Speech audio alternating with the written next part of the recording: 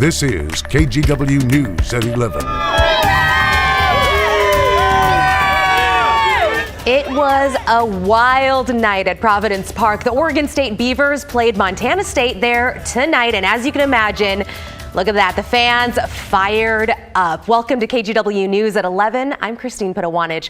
Our Art Edwards was there at Providence Park, and Art, the atmosphere, I can't even imagine, must have been electric. Well, there's no doubt about that. It was an awful lot of fun over there tonight for that Beavers football game. The last time the Beavers played at the stadium there was 1986, when it was called Civic Stadium. The Oregon State Beavers threw a big-time Portland party. Hours before the start of the game, fans began to gather. A street outside the stadium blocked off for what they called Tailgate Town.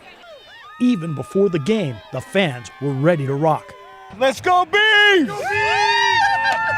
Very cool. They used to be here all the time when I was growing up. They were here every year for at least one game. It was nice.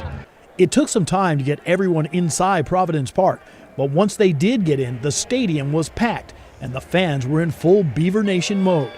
From the youngest fan to those in their Oregon State colors, some even wore their football gear. This is normally the home of the Timbers.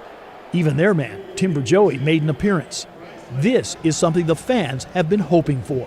We're having a great time! Go Beavs!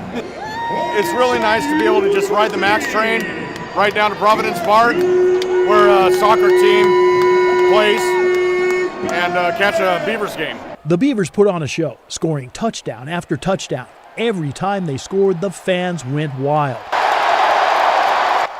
There was plenty to cheer about since the Beavers scored 10 touchdowns. It's been a long time since Oregon State played at this stadium, and fans hope it'll happen again soon.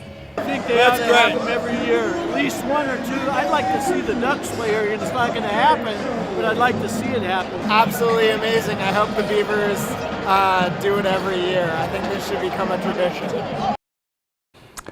A lot of people think that, the attendance is listed at 25,218. That is the capacity at Providence Park. Orlando is going to have the highlights of the ball game and the post-game reaction coming up a little bit later in sports. Christine? Fun stuff. Thanks, Art. Former Secretary of State Mike Pompeo was in Oregon today. He attended the Washington County GOP Reagan dinner and gave the keynote address this evening. It was in front of hundreds of people. Attendees say Pompeo joked with the crowd and also spoke seriously about the war in Ukraine, as well as his time serving under former President Trump. I was proud to be part of that administration. It was pretty unique, for sure. It was unique in that it was prepared to do the things that President Trump promised you he would do. No matter what anybody said, no matter what kind of pain it brought, we were going to work for you. Pompeo has visited several states already, and NBC News reports he's laying the groundwork for his 2024 presidential bid, assuming former President Trump decides not to run, in which case analysts believe if he does run, Pompeo would aim for the VP spot on the ticket. An Oregon-based company has ties to a national headline that has a lot of people talking. The 50 Venezuelan migrants flown by the state of Florida north to Massachusetts were taken there by an Oregon-based company. Our sister station in Tampa reporting that Governor Ron DeSantis approved a payment of $615,000 to Vertal Systems Company.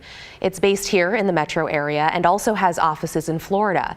The flight landed in Martha's Vineyard on Wednesday.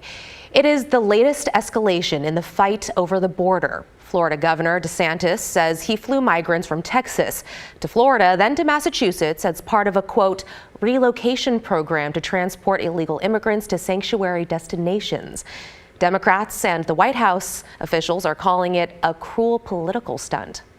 What we're continuing to do is use every tool at our disposal to insulate the state of Florida from the negative ramifications of his reckless border policies. And yes, that involves helping with transport. The legislature gave me $12 million. We're going to spend every penny of that to make sure that we're protecting the people of the state of Florida. They used them as political pawns, treated them like chattel in a cruel, premeditated political stunt.